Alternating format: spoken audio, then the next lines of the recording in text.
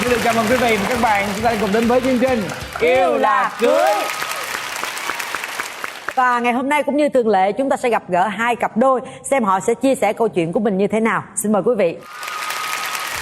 Là trên một cái chuyến xe khách, Duyên tựa vào vai em, Duyên ngủ, em đỡ hôn lén Duyên mở mắt ra Duyên nhìn. Em mới nói câu ủa ở nhà sao không hôn cho đã đi, ra đường tự hôn con cái à. Và ngay bây giờ sẽ là cặp đôi đầu tiên của ngày hôm nay. Xin mời.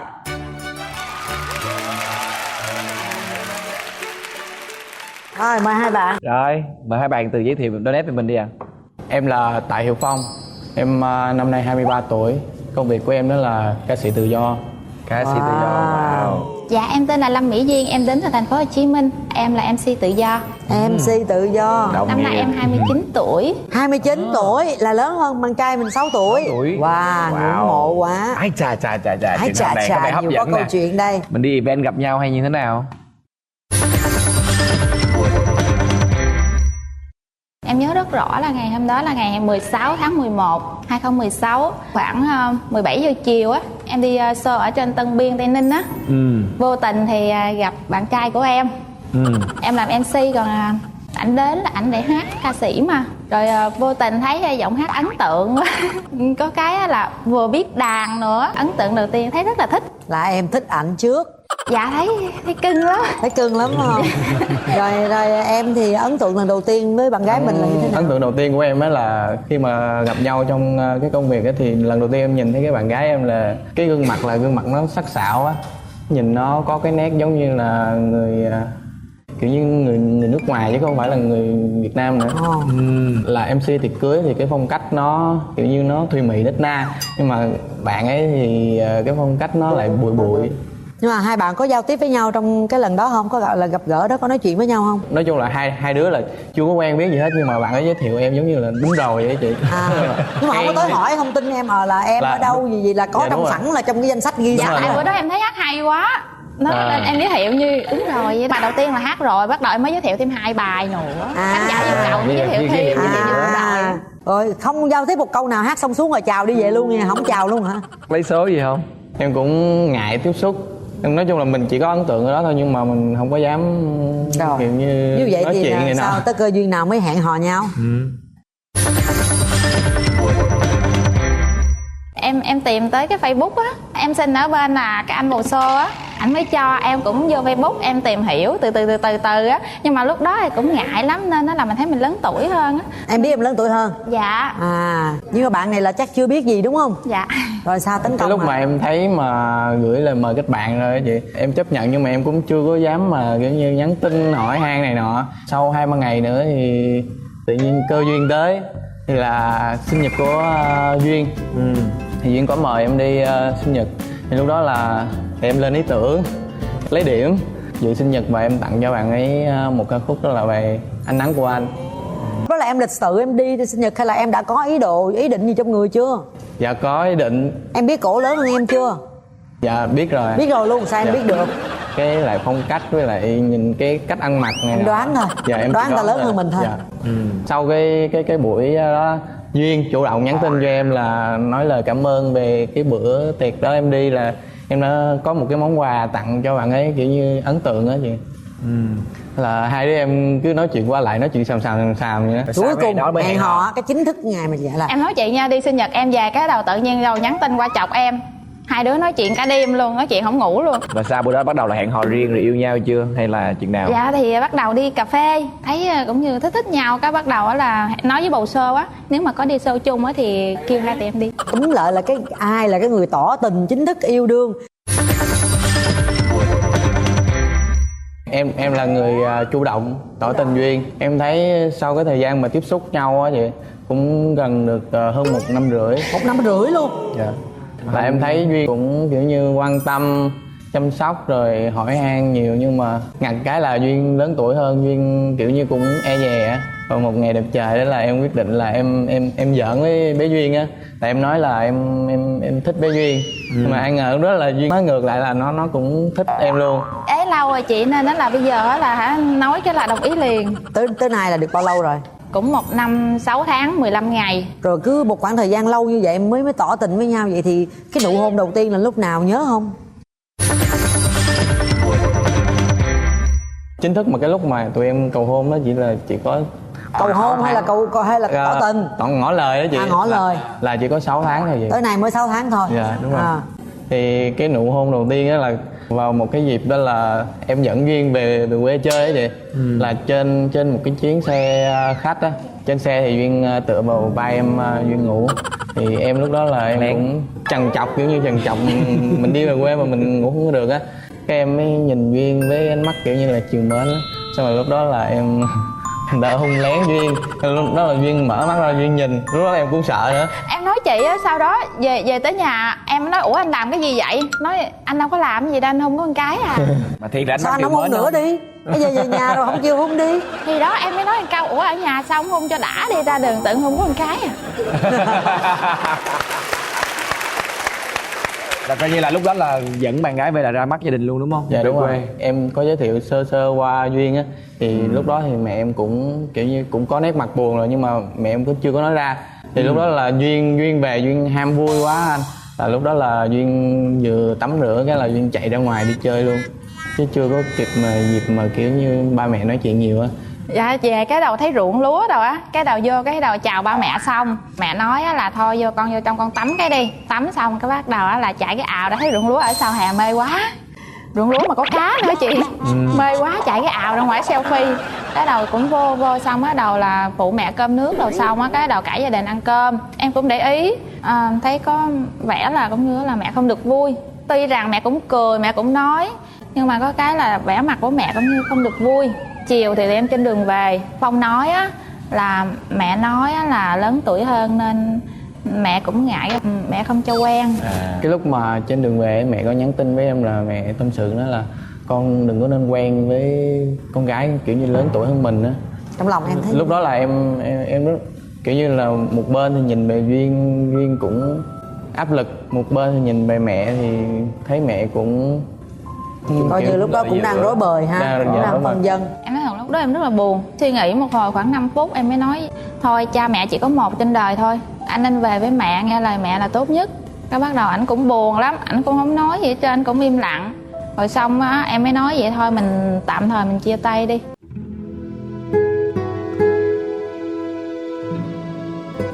Để cho suy nghĩ chín chắn đã. Trong thời gian 1 tuần lễ á, hai đứa em đâu có nói chuyện với nhau đâu. Trên Facebook á, em cũng theo dõi Facebook.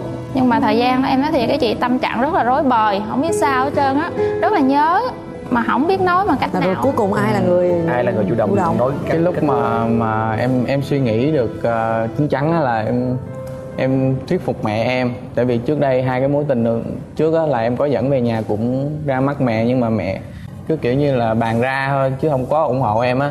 Nên lần này em quyết định là em nói với mẹ là em không nghe lời mẹ nữa, nên là hai bên giống như là có căng thẳng, đấu tranh lạnh á. Dạ, xong rồi cái mẹ em suy nghĩ, xong rồi mẹ em mới nhắn tin lại nói là đồng ý cho Duyên quen em. Còn về phía gia đình em thì có ngăn cản gì không? Rồi giải quyết một bên xong bắt đầu em mới dám dắt Phong về bên gia đình em. Thì dắt về á, ba mẹ em á thì rất là hiện đại nên không có ngăn cấm cái vụ mà tuổi tác rồi này kia hết trơn á. Vừa dắt Phong về cái như lại mà con gái mình bị ế lâu ngày vậy. Ok liền đúng không? Qua một thời gian quen nhau vậy thì có những cái chuyện gì nó vui buồn gì đặc biệt không? Dạ không có chuyện gì vui hết trơn á chị, mà quá vui luôn á. Cái vụ hồi nãy mà về quê của Phong á, chưa vậy cho em chạy ra sau em selfie đó chị. Chạy ào ào ra ngoài ruộng lúa luôn, em đâu có biết con đĩa là con gì đâu chị. Selfie đã rồi cái bắt đầu cái đi lên bờ đi tèn selfie tiếp. Nói ủa cái gì mà sao nó dính khúc vậy nè. Tưởng là cái lá lúa thôi, em nghĩ lá lúa nó dính thôi, em cứ đi em selfie hoài luôn mà sao cứ ngứa lát chân chà hoài mà sao cái lá lúa mà nó không có rớt xuống đúng không? Dạ, ngồi xuống giơ chân nhìn kỹ lại. Chắc là đứng tim luôn nghe luôn. Dạ không, nguyên cái xóm nghe luôn. Cảm giác được cái gì Tưởng Phong làm gì em hay sao á. Em nói chị ổng đang đứng trên bờ ở kia, ổng đang nhìn mấy ngọn lúa nè, em ban một phát mà ổng chúi luôn, nằm em lỗi luôn. Em chạy hả? Dạ mà em làm cái cả xóm bu lại luôn. Cả xóm bu lại cuối luôn. cùng ai lột con đĩa ra? Mấy cái đứa nhỏ hàng xóm á vậy. Nó chăn trâu á, nó lấy cái lá lúa á chị, gạn cái rớt xuống. Còn ông này lúc đó lên mình mẩy sình đầu cổ sình không đâu biết vụ gì xảy ra. Lúc đó nói chung là em kiểu như là em không. Ông sao kỳ vậy? Bạn cũng ở dưới đó mà không biết cách gỡ Không phải, không phải cô này kiểu như là em đang đứng em không biết là chuyện gì luôn anh. Tự nhiên cái bả lùi lên bả đạp em xuống dưới rồi em đứng lên Luôn cái rụng luôn. mà lúc đó là em cũng sợ đĩa nữa. Em Hai bạn có kế hoạch gì chưa? Định kế hoạch gì cho chuyện hai đứa chưa? Thì ba mẹ hai bên á thì cũng đồng ý rồi. Kế hoạch của hai đứa bây giờ là đi làm kiếm tiền. Rồi cuối năm nay á, em với Phong á tính là cho một bữa tiệc nào đó cho hai bên gia đình gặp nhau, rồi cho hai bên thoải mái nói chuyện với nhau á. Nhưng mà em nghĩ á là các chuyện đó cũng gần đây thôi. Nhưng mà đã hiểu nhau hết chưa? Biết hết thôi, Biết hết tánh nói được xấu với của nhau hết chưa? Đây đâu có gì xấu đâu chị, được cái nướng giỏi thôi à. Vụ nướng Giờ muốn Dạ. bạn ấy thay đổi gì nói với bạn ấy đi. Dạ nướng này khó thay đổi lắm. Vậy mình phải chấp nhận, mình chịu được Dạ không? thì đó, Chịu được chỉ bao có lâu? tánh nướng thôi chứ không có gì hết trơn á. bình thường là tốt hết hả? Dạ tốt hết trơn nè, cô gái cũng không cua nè, hút thuốc cũng không hút nè, đó nhậu nhẹt cũng không nhậu luôn. Vậy thôi, con người làm sao hoàn hảo được hết. Dạ vậy quá ngon luôn rồi, dạ vậy quá ngon luôn rồi. Quá ngon rồi. Mẹ chạy mẹ nói quá ngon. Còn em muốn bạn gái mình thay đổi điều gì? em quá ok rồi. Rồi như vậy thì là cũng không có vấn đề gì, coi như là cũng xong hết mọi thứ. Thì hai bạn thì công việc đang ổn định đúng không? Gia đình Mình chấp cố nhận. gắng làm việc. Bây giờ gia đình thì cũng đã đồng ý rồi, gia đình Phong cũng đồng ý rồi. Rồi nói gì thì nói, mình cũng sẽ mình chuẩn bị trước tâm lý. Mình lớn tuổi hơn á thì mai mốt đương nhiên mình sẽ già sớm hơn bạn ấy rồi. Mình phải chăm sóc cho sắc đẹp của mình, nhớ Dạ. nha, phải luôn luôn chăm sóc. Chúc hai em hạnh phúc. Rồi hai em còn muốn nói gì nữa không? Là em muốn tặng cho Duyên một bài hát. Rồi giờ cho ca sĩ hát nè.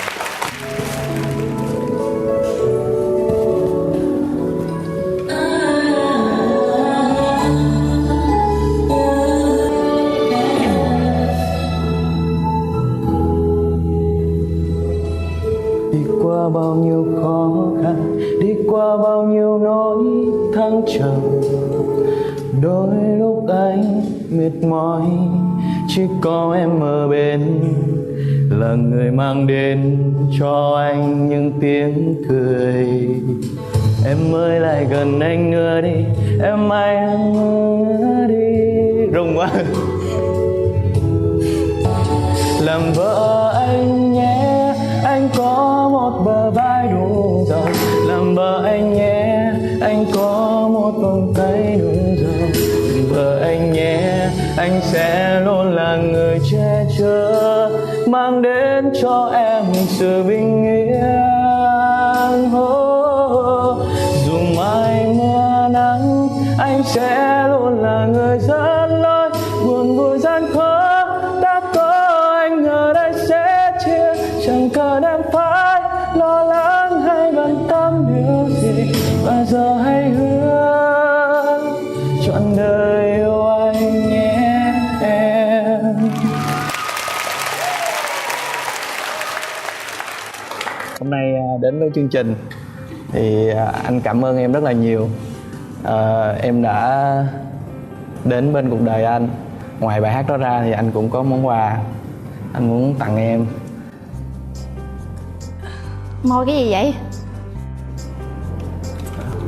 Là...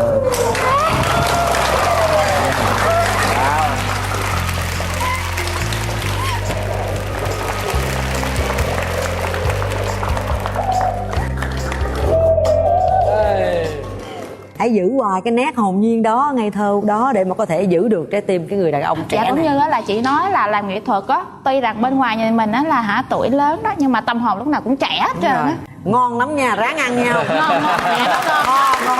Chúc mừng hai bạn. Rồi, và ngay bây giờ chúng ta cùng đến với vòng xoay may mắn. Các bạn sẽ có cơ hội nhận về cho mình là một suất chụp ảnh cưới trọn gói Allen trị giá 15 triệu đồng, hoặc là một chiếc Smart TV 32 inch đến từ Aquino trị giá 4.690.000 đồng, tinh hoa công nghệ, thăng hoa cảm xúc. một voucher quà tặng trị giá 2 triệu đồng, cái khuôn đúc tay tình nhân rất là dễ thương đến từ Moment Baby Casting, một thẻ xem phim Cinebox trị giá 1 triệu đồng và 3 bình sữa Thần Thánh của chương trình Yêu Là Cưới. Rồi, mời các bạn. Rồi mời xoay đi. 3, 2, 1, bắt đầu.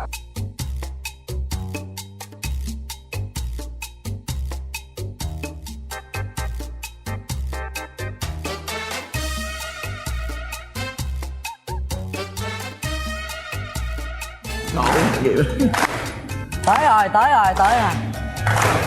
Và các bạn sẽ nhận về cho mình một phần quà, đó chính là Xuất chụp một suất chụp ảnh cưới trọn gói 15 triệu đồng đến từ thương hiệu Allen. Chúc mừng hai bạn. Thấy chưa? được chưa? Chương trình món quà cũng bảo là phải cưới đi, thôi thì chuẩn bị nha. Chúc các bạn hạnh phúc. Năm đó em ăn Tết ở nhà bạn trai em luôn, chứ không ăn Tết ở nhà. Nhà anh này thì rất là nhiều chị em gái. Bao nhiêu người? Dạ tới 8 người nè. Xin mời quý vị đón xem cặp đôi thứ hai của ngày hôm nay. Xin mời. Rồi mời hai bạn. Dạ, xin chào anh Nhân Bảo, xin chào chị Cát Tường cùng toàn thể quý vị khán giả có mặt trong ngày hôm nay ạ. Em tên là Hồng Duyên, năm nay em 24 tuổi và hiện tại đang là nhân viên marketing của một công ty về vé máy bay ạ. Rồi bạn trai. Dạ, em xin chào anh Quang Bảo, chị Cát Tường cùng toàn thể quý vị khán giả. Em tên là Thanh Quân, hiện nay em 28 tuổi và em đang là kỹ sư giám sát công trình ạ. Ủa rồi kỹ sư với lại những viên marketing thì làm sao mà gặp được nhau? Trong năm 2016 ấy, thì em có đi làm về mệt quá thì em có lướt Facebook. Thì em thấy Duyên có comment ở dưới cái hình của bạn em ấy. Thì em thấy cái hình cũng dễ thương. Em vào, em kích vào, em tìm hiểu thì thấy đang để chế độ độc thân nên em gửi lời kết bạn. Rồi đến bao lâu thì mới gặp nhau trực tiếp ở ngoài? Lúc đó là em mới ra Hà Nội, mới ra trường. Thì em ra ngoài Hà Nội em làm thì ở đó là chỉ có một mình thôi, không có bạn bè, không có ai ngoài đó hết. Cái em mới Facebook thì nếu mà bình thường em ở Sài Gòn là em không quen với anh này rồi.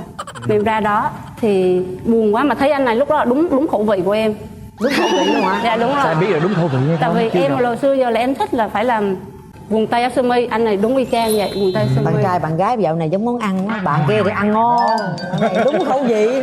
Thì sau đó khoảng 1 tháng thì em có cơ hội được ra Hà Nội công tác 2 ngày. Thì em có hẹn Duyên gặp ở ngoài Hà Nội. Rồi cái ấn tượng nó coi như là lúc mà ở trên Facebook thấy nhau không? Khác hoàn toàn luôn anh. Anh này là đúng là như cái câu mà hình ảnh mang tính chất minh họa. Ra gặp em lần đầu tiên, trong hình là rõ ràng là đẹp trai lắm chị, phong độ soái ca lắm ở ngoài, một đôi dép lê, một cái quần đùi, mà cái quần đùi em nói với chị nó ghê lắm. Rồi thêm một cái áo thun mà nó bèo nhèo nữa. Ủa mà sao kỳ vậy? Đi gặp Cái bạn lần gái đầu lần tiên đi đầu gặp mà. bạn gái trong phải lấy cái điểm chứ sao mà bèo vậy em? Lúc đó em mới tắm xong thì mà bạn gái bảo là tới rồi thì đứng đợi ở dưới nên là em mới tắm xong mặc đồ em chạy xuống em dẫn Chạy thì cũng mặn cái quần dài, cái áo sơ mi đồ vô có Dân cái gì tượng lần mà. đầu làm mà. em hết rồi em định quay đầu bỏ luôn, chị bỏ của chị lên người. Nhưng mà giờ mình thấy chị cũng bất lịch sự quá nên thôi cũng gặp đi cho rồi về là thôi, là định là bye Đi bye ăn luôn. lần lại vui Dạ, hay đúng gì? rồi. Em thì cũng giống Duyên với anh. Lúc gặp Duyên ấy thì Duyên đeo khẩu trang kín mặt luôn mà che hết. Em bảo tháo khẩu trang ra cho em coi mặt coi có phải là Duyên hay không, cũng không chịu tháo luôn chị. Em bảo Tại thấy em xấu quá anh tôi khỏi mất công tháo. Không phải, tại vì lúc đó em cũng hơi xấu thiệt. Tại vì em mới ra Hà Nội cũng nước nôi nó không hợp với chị, cái em nổi một vài cái vết mụn trên mặt nên nó bị hơi gớm gớm, em thấy em tự ti quá em không dám cởi khẩu trang. lúc đó mãi lúc gần đi chơi gần về rồi mới chịu tháo khẩu trang cho em coi. Ủa giờ đi chơi là đi trên xe không, ngồi trên xe không chứ không có Dạ xuống. đúng rồi, em sợ là lỡ vô quán cà phê là bỏ thuốc hay gì vô rồi em sợ nên em giấu đi. Trời ơi. Rồi cuối cùng chừng nào mới là tỏ tình với nhau? Rồi lần đó là 2 ngày ngoài đó là không làm ăn được gì hết hả? Tối hôm đó về em cũng nghĩ là thôi thì bên ngoài nó không quan trọng lắm, quan trọng là mình nói chuyện nhau cả tháng này nó cũng khá là hợp. Ủa là sao, là lúc đó em thấy bạn này không đẹp hả? Cũng không giống trong hình ảnh lắm. Là cũng không, cũng là mất Hình ảnh với mang tính chất minh họa. hình ảnh của hai bên đều là mất điểm khi mà gặp mặt nhau đúng không? Rồi sao nữa? Thì hôm sau em làm buổi sáng, còn buổi chiều thì em có rủ Duyên đi dạo quanh Hồ Gươm. Thì lúc đó đang đi dạo thì em rủ vào quán kem Tràng Tiền ạ. Có mua chị, vô quán kem xong rồi kêu kem ra cho em ăn xong rồi cái nói vậy em ăn kem quán rồi lòng bí làm bạn gái em đi, không trả cái kem ở đây. Thì đó chị. em thấy chân hững luôn. Nhưng mà em nghĩ thôi nói chuyện anh này thì rất là chân thật lắm, nghĩ gì nói đó, nên là em cũng đồng ý làm bạn gái của anh đó. Đồng ý xong thì em với anh này mới đi bắt xe ra đi ngoài sân bay. Thì trong lúc mà anh này đi vô phòng chờ chuẩn bị là vô cổng an ninh thì tự nhiên cái không biết chắc là nhớ thương hay là sao ấy, là tự nhiên quay hôn chụp cái là giật mình luôn. Cái đó cái hôm đầu tiên dạ, cái hôm đầu tiên. Nói chung tụi em là cái gì nó cũng chóng vánh. Nói chung là nó hơi vội vã chút xíu đúng không, gặp nhau cũng vội mà tỏ tình cũng vội mà hôn nhau cũng chớp nhoáng nữa. Sau khoảng 3 tháng sau thì lúc đó là Tết, Duyên lúc đó đang công tác ở ngoài Hà Nội đấy anh. Thì chỉ được nghỉ có 4 ngày từ 29 đến mùng 4, nên là về trong Sài Gòn này xa quá. Nên là em rủ về quê của em chơi, thì lúc đó mới gặp lại ạ. Năm đó em ăn Tết ở nhà bạn trai em luôn, chứ không ăn Tết ở nhà. Lúc đầu mới về em sợ lắm chị. Tại vì mình thì ở trong này, không biết là cái cách sống, cái văn hóa, lối sống của nó như thế nào. Nên về em sợ lắm. Với lại nhà anh này thì rất là nhiều chị em gái. Thì mình nghe thì mình sợ dạ. Bao nhiêu người? Dạ tới 8 người mà. Có mình anh này là con trai thôi. 8 chị em gái hả? Dạ. Ôi, áp lực lắm luôn á. Em cũng gan á, mới quen mà về nhà bạn trai ăn Tết hay Tết nữa chứ. Dạ. Mà 8 chị em nhưng mà các chị của em thì lấy chồng hết rồi, chỉ còn có em với 2 đứa em gái thôi, nên là cũng không phải lo. Nhưng mà em về thì em thấy nhà anh Quân cũng rất là tâm lý, rất là thương em. Rồi nói chung là cái Tết là vui vẻ. Sao mà em lại giờ vào trong này? Lý do Dạ gì? tại vì lúc đó em mới ra trường á, thì công ty cho em ra ngoài đó để làm cho quen việc. Tại vì trụ sở ngoài đó, nên là em làm quen việc xong thì em lại về trong này, em phụ trách chi nhánh trong này. Nên là chỉ có khoảng thời gian 6 tháng ở Hà Nội thôi. Và vào đây là có ở gần nhau không? Không, lúc đầu anh này ở Thủ Đức, em thì ở Tân Bình. Nhớ chịu không nổi, 1 tháng sau chuyển vô gần trọ chỗ em. Mình có công khai mối quan hệ mình trong Bạn công bè, đồng ty, nghiệp bạn bè được biết không? Dạ, nói chung là mối quan hệ của em thì tụi em công khai với gia đình hai bên, rồi bạn bè cũng biết. Em hay đi chơi á, thì có một cái người sếp cũ của anh này là người Nhật. Sếp anh nó là rất là tâm lý, nói chung là đi đâu là cũng rủ anh này là phải rủ em đi theo. Rồi nói chung là rất là vui vẻ và ủng hộ với mối quan hệ của tụi em. Mr. Sato ạ. Dạ, em nói một câu gì nói chuyện với sếp em coi, vậy là em nói được tiếng Nhật kìa. Arigato gozaimasu. Trời, câu đó tôi cũng nói được vậy. Arigato gozaimasu. Nói cái gì nó dài lên chứ trời ơi. Tại em cũng hơi run. Ví dụ tôi cảm ơn ông là coi tôi là bạn rồi về ở Việt Nam và giúp đỡ tôi trong công việc, rồi giờ chứng minh tình yêu của tôi trong đám cưới tôi mời ông nhớ đi nghe, ví dụ vậy. Nói đi. 昔から今までずっと時間がいつも所長はいつも手伝ってあげます。所長は私の一番友達ですからいつも所長に考えます。あとそれあとは私とジュンさんは結婚するとき来てください。お願いします。Xin chào. Chào. 私は日本から来た佐藤です。で、クアン君は私のベストフレンドです。早く結婚して子供をたくさん作って幸せになってください。すごい仕事も頑張るし、で、とても面白い。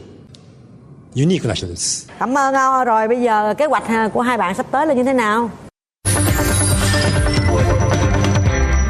Vào tháng 4 năm sau thì chúng em sẽ tổ chức Tháng 4 2019. Tổ chức 2 nơi đúng không? Mọi thứ là mình chuẩn bị hết hay là gia đình hỗ trợ? Bây giờ hiện tại thì bọn anh Quân với em thì quyết định là hai đứa sẽ tự lập về tài chính, nên là hai đứa bây giờ là rất là cố gắng để mình có đủ tiền mình làm đám cưới và có thể là có một miếng đất và xây cái nhà. Đúng rồi, cố gắng. Nhưng mà công việc hai bạn ổn định thì điều đó cũng không có quá khó khăn ha.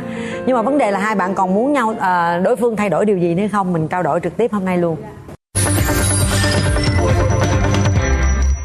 Đối với em á thì anh Quân bây giờ là khá là hoàn hảo rồi. Nói chung là một người rất là quan tâm chu đáo, không có thuốc lá, không rượu chè, không cờ bạc, Quá không tốt lấy ha. gì hết. Nên là nói như bạn kia là quá ngon rồi. Nên là nhưng mà bị một cái khuyết điểm á chị là ở dơ vô cùng luôn. Ở dơ mà vừa Ở dơ là kiểu bề bộn hay là ở dơ là không tắm rửa? Không tắm rửa thường xuyên ngày 2-3 lần. Nhưng mà ở dơ có nghĩa là đồ đạc xài đâu là vứt đó chứ không có cất lại chỗ cũ. Em thấy á thì em lại nhắc thì nói em là cằn nhằn, khó tính này nọ.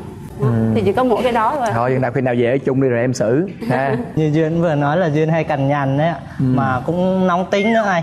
Mỗi lần mà cứ giận cái gì cái là trút lên đầu em hết à. Mỗi tội thông minh mà lại lười nên là mỗi lúc em nói đi học. Thêm ngôn ngữ này ngôn ngữ kia á, em hơi lười thì em cứ hứa cứ hồi trước á thì em nói qua Tết em học. Qua Tết em học xong rồi cứ qua Tết xong em nói thôi qua 30 tháng 4 học. Qua 30 tháng 4 tới bây giờ em vẫn chưa học nên Hứa lèo quá phải không? Hứa cho có chứ đâu có hả? Rồi thôi hai bạn này thì quá ngon lành rồi. Công việc bên Tuyệt vời. bán vé máy bay hả? Marketing một bên thì lo là làm bên công trường đi vậy thì là công việc ổn định rồi. Gia đình cũng ủng hộ luôn, kế hoạch đám cưới cũng có rồi. Bây giờ cái vấn đề là hai bạn thì ở cá nhân thì mới vậy, còn nếu mà về chung ở chung thì tự động sẽ thay đổi để hoàn thiện thôi, chứ bên đây nghe cằn nhằn hoài thì cũng không chịu nổi, mà bên đây ở dơ quá bên này cũng đâu có thể nào chịu nổi đúng không? Nhưng mà Tường thấy là hai bạn còn trẻ thì ý của ảnh muốn Duyên là học thêm mà chuyện ấy đó cũng là một cái ý tốt á, để mình có thêm cái trình độ thì sau này mình cũng phát triển cái sự nghiệp công việc của mình hơn, rồi sau này mình dạy con cái rồi cũng dễ hơn nữa. Thôi hai bạn cố gắng ha, còn 1 năm để phấn đấu nữa. Rồi chúc hai bạn hạnh phúc. Rồi. Nhân đây thì hôm nay em có một món quà nhỏ để tặng Duyên ạ. Rồi Bye bye.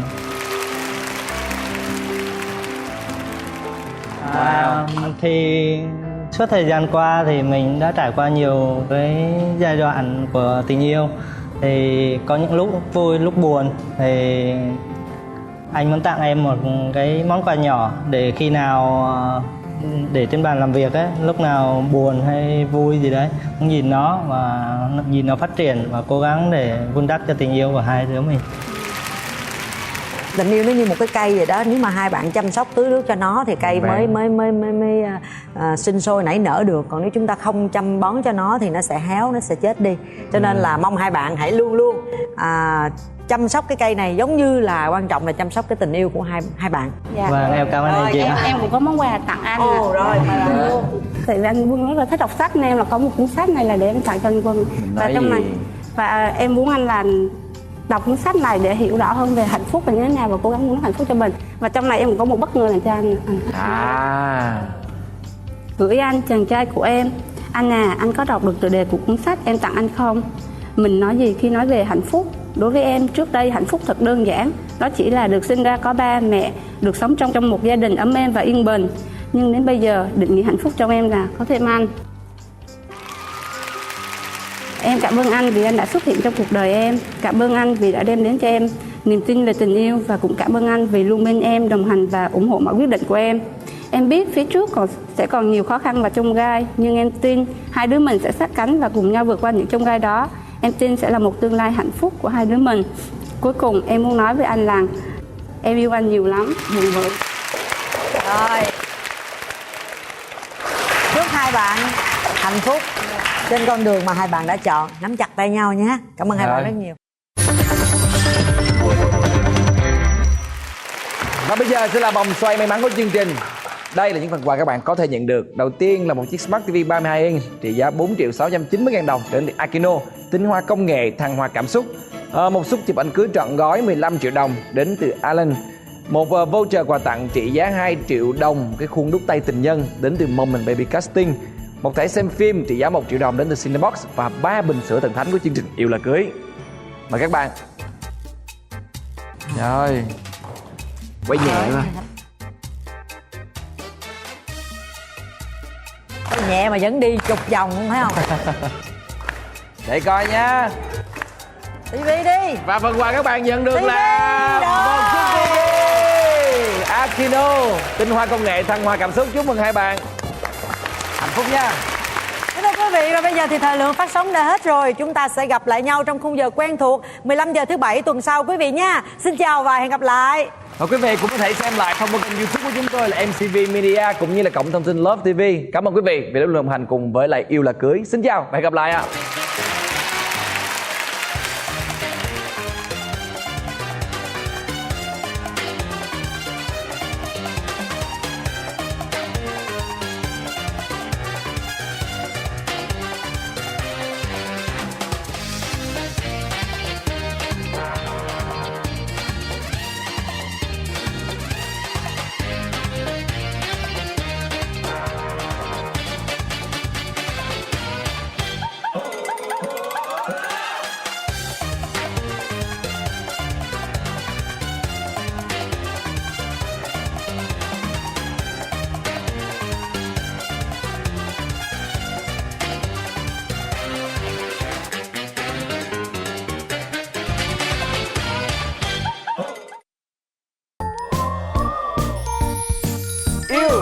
cưới.